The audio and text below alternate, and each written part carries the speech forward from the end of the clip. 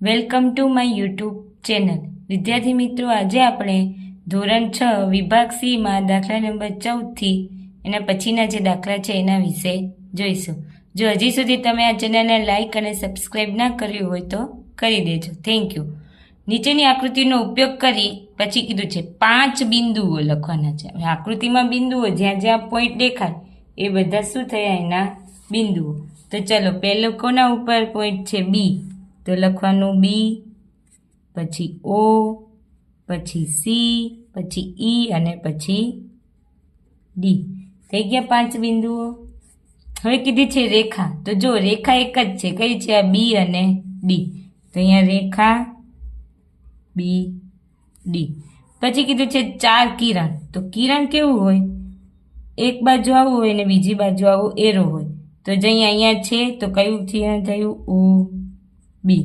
એ રીતે અહીંયા છે ઓ સી.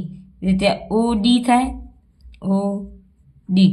અને આ ઓ ઈ પણ થાય. કયું થાય? અને ઓ ઈ થયું. હવે કીધું છે 5 રેખાખંડો. રેખાખંડો એટલે આવી જે આકૃતિ જ્યાં જ્યાં દેખાતી હોય ને રેખાખંડો કહેવાય. તો ચલો, ઓ બી દેખાય છે? હા, લખીએ ઓ બી. પછી ઓ સી, પછી ઓ ઈ, પછી ઓ ડી થાય ને, ઓ ડી. અને ડી ઈ અથવા તો ઈ ડી, ડી ઈ. તો આ શું થઈ ગયા? 5 રેખાખંડો. સિમ્પલ સાદું છે. જો બિંદુ આમને કહેવાય, રેખા આખી લાઈન હોય અને બંને બાજુ એરો હોય, એ બે છેલ્લે જે 2 પોઈન્ટ હોય એમને રેખા કહેવાય. કિરણ તો તમને કીધું એક બાજુ પોઈન્ટ અને બીજી બાજુ એરો હોય એવા. તો આ ઓ ડી, ઓ ઈ અને 5 રેખાખંડો. તો જ્યાં જ્યાં આવી રીતે 2 બિંદુઓ જોઈન્ટ થતા હોય એ બધા રેખાખંડો કહેવાય. ચલો, હવે કીધું છે આપેલ આકૃતિ પરથી ખૂણાઓ. તો હવે જો તમને આ ખૂણો 1, 4 ખૂણાઓ દેખાય છે. તો ખૂણો એ, ખૂણો બી, ખૂણો સી અને ખૂણો ડી. એટલે 4 ખૂણા છે. હવે કીધું છે જો ત્રિકોણના 3 ખૂણાનું માપ 60 અંશ, 90 અંશ અને 30 અંશ હોય તો ત્રિકોણનો પ્રકાર જણાવો. તો જો અહીંયા એક ખૂણાનું માપ કેટલું છે? 90 અંશ. અહીં એક ખૂણો 90 અંશનો છે. તેથી આ ત્રિકોણ કયો થશે? કાટકોણ ત્રિકોણ થશે. કાટકોણ ત્રિકોણ છે. ચલો, હવે નીચે બીજું 60, 50 અને 70 બધા 90 થી ઓછા હોય. 90 થી ઓછા હોય એને આપણે લઘુકોણ કહીએ. તો અહીંયા જોવાનું આ ત્રિકોણનું અથવા તો નો પ્રકાર કયો છે? લઘુકોણ. કેમ? બધા 90 અંશથી લઘુકોણ છે. લઘુકોણ ત્રિકોણ છે. બધા ખૂણાનું માપ 90 અંશથી ઓછું છે એટલે. હવે ત્રીજું 3 ખૂણાનું માપ 35 અંશ, 110 અંશ અને 35 અંશ. તો જો આ એક ખૂણાનું માપ 110 છે એટલે 90 થી મોટું હોય. 90 થી મોટું હોય એમને શું કહેવાય? ગુરુકોણ કહેવાય. તો અહીં લખવાનું, અહીં 110 એ ગુરુકોણ છે. તેથી આ ત્રિકોણ કયો છે? આ ત્રિકોણ ગુરુકોણ ત્રિકોણ છે. ચલો, હવે જોઈએ સરવાળા શોધો. હવે પહેલાં તો જરા માઇનસ પ્લસ નિશાને અહીંયા આપણે જોઈએ. પ્લસ અને પ્લસ હોય નિશાને તો કરવાનું શું? પ્લસ. માઇનસ અને માઇનસ નિશાની હોય તો કરવાનું પ્લસ, પણ નિશાની મોટા ભાઈની આપવાની બધામાં. હવે પ્લસ માઇનસ હોય તો કરવાની માઇનસ પ્રક્રિયા. આમાં પણ નિશાની મોટા ભાઈની. અને માઇનસ પ્લસ તો માઇનસ કરવાનું બંને સંખ્યા વચ્ચે માઇનસ, પણ નિશાની મોટા ભાઈની આપવાની. ચલો, અહીંયા જોઈએ 312 પ્લસ 39 પ્લસ 192 થાય ને. હવે જો આ બે પ્લસ પ્લસ છે એને પ્લસ કરી દઈએ. 192 વત્તા 39, 9 10 11 વધી 1 13, તો 231 થયા. 312 તો એમને એમ માઇનસ રહ્યા વત્તા 231. હવે શું આવી જો માઇનસ પ્લસ શું થાય? માઇનસ થાય તો કરીએ 312માંથી 312માંથી 231 બાદ કરીએ તો ચલો 2માંથી 1 જાય તો કેટલા આવે? 1 આવે. 1માંથી 3 ના જાય, વધી લીધી. 11માંથી 3 જાય તો 8 આવશે. હા, તો કેટલા આવ્યા? 81. પણ જો નિશાની હું તમને કીધું હતું ને મોટા ભાઈને, હવે આ 312 મોટા કે 231 મોટા? 312 મોટા, તો એમની નિશાની માઇનસ છે એટલે મોટા ભાઈની નિશાની આપવાની. ચલો હવે બીજું કરીએ. શું છે? -50 વત્તા -200 વત્તા 300. ચલો આ માઇનસ છે, આ માઇનસ છે ને?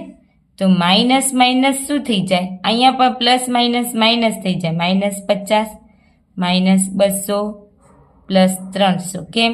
પ્લસ માઇનસ, આ પ્લસ અને માઇનસ નિશાની કેવી આવે? માઇનસની. ચલો હવે આ માઇનસ છે. માઇનસ કરવાના શું? પ્લસ. તો 250 વત્તા 50 તો 300 થશે. અને મોટા ભાઈ કયા છે? 250, તો એની નિશાની વત્તા 300. હવે અહીંયા તો શું આવ્યું? સોરી, અહીંયા તો 200 છે. હા, 200 વત્તા એટલે આમ લખી -50 -200 પ્લસ 300 આમ આવશે. એટલે અહીંયા માઇનસ એટલે 250 માઇનસ થશે અને પ્લસ 300. હવે 300માંથી 250 જાય તો કેટલા આવે? 50 આવે. પણ મોટા ભાઈ કોણ છે? 300, એની નિશાની કેવી છે? પ્લસ. તો આની નિશાની પણ કેવી આવશે? ખાલી 50 આવશે. ચલો હવે શોધી. અહીંયા નીચે સરવાળો શોધો એવું કીધું છે. સરવાળો આ માઇનસ શું થઈ? કરવાનું શું? પ્લસ. ચલો -9 અને 7 કેટલા થાય? -16 થાય વત્તા 4 વત્તા 16. હવે જો આ +16 ને -16 ઉડી જાય એટલે 0 અને જવાબ કેટલો આવશે? 4 આવશે. એ રીતે અહીંયા શું છે? 37 પ્લસ -2 -65 અને -8. તો અહીંયા 37. હવે આ બધામાં માઇનસ, અહીંયા માઇનસ અને માઇનસ, તો બધાનો સરવાળો થાય. માઇનસ હોય તો 65 ને 2 66 -67 વત્તા -8 થાય. હવે અહીંયા 37 પ્લસ 8 ને 7 15 વધી 1 એટલે -75. 37 પ્લસ માઇનસ, જો અહીંયા પ્લસ માઇનસ નિશાની -75 કરવાના બી માઇનસ. હવે 75માંથી 37 જાય, 15, 6માંથી 3 જાય તો 3 અને 8 કેટલા આવ્યા? 38. મોટા ભાઈ કોણ છે? 75, તો એમની નિશાની આપી દેવાની એટલે -38. ચલો અહીંયા ઉકેલ શોધવાનો છે. -19 વત્તા થશે 123 થશે ને? -19 અને વત્તા 100 કેટલા છે? 123 છે. તો હવે જો પ્લસ માઇનસ કેવા થાય? માઇનસ થાય ને? પ્લસ માઇનસ છે ને? આ પ્લસ અને આ માઇનસ. તો અહીંયા કીધું તો આપણે પ્લસ માઇનસ.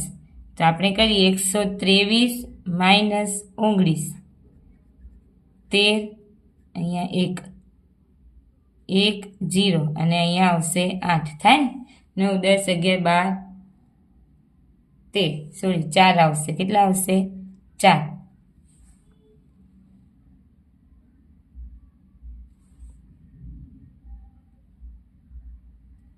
13માંથી 9 જાય તો 9, 10, 11, 12, 13, 4 થાય, 10, 11, 12, 13 એટલે કેટલા આવશે? 104. પણ જો હવે આમાં મોટા ભાઈ કોણ છે? 123 છે, તો એની નિશાની કેવી છે? ધન. તો આ બી આની જવાબમાં બી એની નિશાની કેટલી આવી? 104. ચલો હવે અહીંયા શું છે? 199 માઇનસ 200. તો આમ થાય 199 માઇનસ 200. હવે પ્લસ માઇનસ માઇનસ 200માંથી 199 જાય તો 1 આવે, પણ મોટા ભાઈ કોણ? 200, તો એની નિશાની માઇનસની છે એટલે કેટલો જવાબ આવશે? -1. ચલો અહીંયા છે 20. હવે -7 -8 માઇનસ -25. તો અહીંયા લખીએ -7 -8. હવે માઇનસ માઇનસ હોય ત્યારે શું થઈ જાય? નિશાની પ્લસ થઈ જાય. હવે 8 ને 7 કેટલા થાય? 15. તો -15 વત્તા 25. હવે માઇનસ પ્લસ શું થાય? માઇનસ થાય ને? તો 25માંથી 15 જાય તો 10. પણ મોટા ભાઈ 25 એની નિશાની ધન, તો કેવું આવશે? 10 ધન આવશે. ચલો અહીંયા -13 વત્તા 32. માઇનસ માઇનસ પ્લસ 8 ને 1 કરવાના 9 અને મોટા ભાઈની નિશાની એટલે -9. હવે 13 ને 9 22 થાય. આ માઇનસ ને માઇનસ આમ કરીએ -13 -9 પ્લસ 32. 13 ને 9 22, મોટા ભાઈ 13 એની નિશાની માઇનસ પ્લસ 32. અને કેટલો જવાબ આવે? 32માંથી 22 જાય તો 10. મોટા ભાઈ કોણ? 32 છે એટલે એની નિશાની ધન એટલે જવાબમાં ધન આવશે. હવે અહીંયા કીધું છે સંખ્યા રેખાનો ઉપયોગ કર્યા વગર તમારે ઉકેલ શોધવાનો છે. તો આવી જ રીતે આપણે શું કરવાનું? સંખ્યા રેખાનો ઉપયોગ કર્યા વગર ઉકેલ શોધવાનો છે. ચલો તો શોધીએ. 11 પ્લસ માઇનસ 7 કીધું છે. કેટલા કીધું છે? તો ચલો પ્લસ માઇનસ માઇનસ 11 માઇનસ 7 કેટલા થાય? 11માંથી 7 જાય તો 5 આવે. 8, 9, 10, 11, 4 આવે. કેટલા આવે? 4 થાય ને? 11માંથી 7 જાય તો 4. પણ મોટા ભાઈ 11 એની નિશાની કેવી છે? ધન. તો તમારે લખવાનું 4 ધન. હવે શું કીધું છે? -13 પ્લસ પ્લસ પ્લસ થાય +18. હવે અહીંયા પ્લસ માઇનસ માઇનસ 18માંથી 13 જાય તો કેટલા આવે? 5 આવે. મોટા ભાઈ 18 એટલે 5ની પ્લસની નિશાની.